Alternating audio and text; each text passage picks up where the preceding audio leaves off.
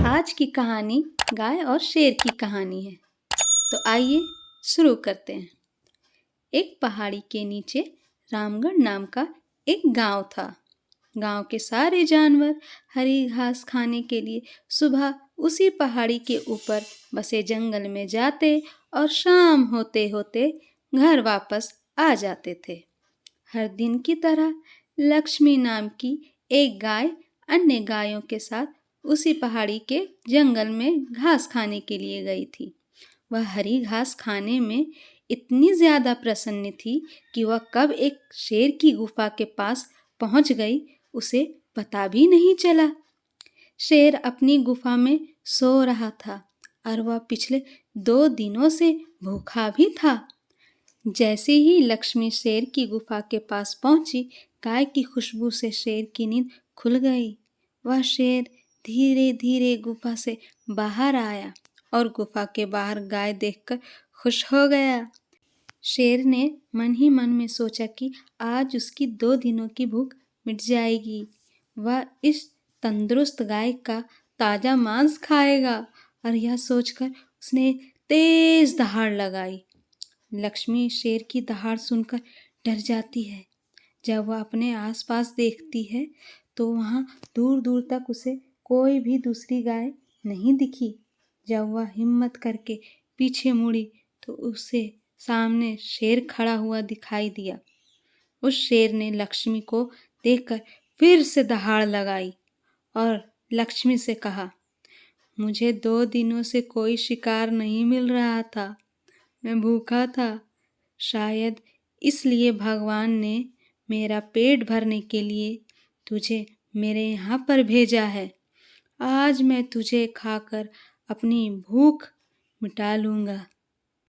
शेर की बात सुनकर लक्ष्मी डर जाती है। वह रोते हुए शेर से कहती, मुझे जाने दो, मुझे मत खाओ। मेरा एक छोटा बच्चा है जो अभी सिर्फ मेरा ही दूध पीता है और उसे घास खाना अभी तक नहीं आया है। लक्ष्मी की बात सुनकर शेर हंसते हुए कहता है, तो क्या मैं अपने हाथ में आए शिकार को ऐसे ही जाने दूं? मैं तो आज तुझे खाकर अपनी 2 दिनों की भूख मिटाऊंगा। शेर के ऐसा कहने पर लक्ष्मी उसके सामने रोने लगी और विनती करते हुए कहती है कि आज मुझे जाने दो। मैं आज अपने बछड़े को आखिरी बार दूध पिला दूंगी और उसे बहुत सारा प्यार करके कल सुबह होते ही तुम्हारे पास आ जाऊंगी। फिर तुम मुझे खा लेना और अपना भूखा पेट भर लेना। शेर लक्ष्मी की यह बात मान जाता है और धमकी देते हुए कहता है कि अगर कल तू नहीं आई तो मैं तेरे गांव आऊंगा। फिर तुझे और तेरे बेटे दोनों को खा जाऊंगा। लक्ष्मी शेर की यह बात सुनकर खुश हो जाती है और शेर को अपना वचन देकर गांव वापस चली जाती है। वहां से वह सीधे अपने बछड़े के पास जाती है, उसे दूध पिलाती है और बहुत सारा प्यार करती है।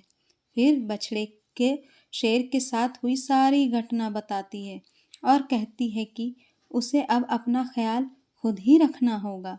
वह कल सुबह होते ही अपना वचन पूरा करने के लिए शेर के पास चली जाएगी। अपनी माँ की बातें सुनकर बछड़ा रोने लगता है। दूसरे दिन सुबह होते ही लक्ष्मी जंगल की तरफ निकल जाती है और शेर की गुफा के सामने पहुंचकर शेर से कहती है, अपने वचन के अनुसार मैं उसे दूध पिलाती है और बहुत सारा प्यार कराती है। फिर बछड़े को शेर के साथ हुई सारी घटना बताती है और कहती है कि उसे अब अपना ख्याल खुद ही रखना होगा। वह कल सुबह होते ही अपना वचन पूरा करने के लिए, शेर तुम्हारे पास आ गई हूँ, अब तुम मुझे खा सकते हो। गाय की आवाज़ सुनकर शेर अपनी गुफा से बाहर आ निकल आता है और भगवान के अवतार में प्रकट होते हैं। वह लक्ष्मी से कहते हैं, मैं तो बस तुम्हारी परीक्षा ले रहा था। तुम अपने वचन की पक्की हो, मैं इससे बहुत प्रसन्न हुआ। तुम अब अपने घर और बछड़े के पास वापस जा सकती हो। इसके बाद वे उस गाय को गौ माता होने का वरदान भी देते हैं और उसी दिन के बाद से सभी गायों को गौ माता कहना शुरू कर देते हैं।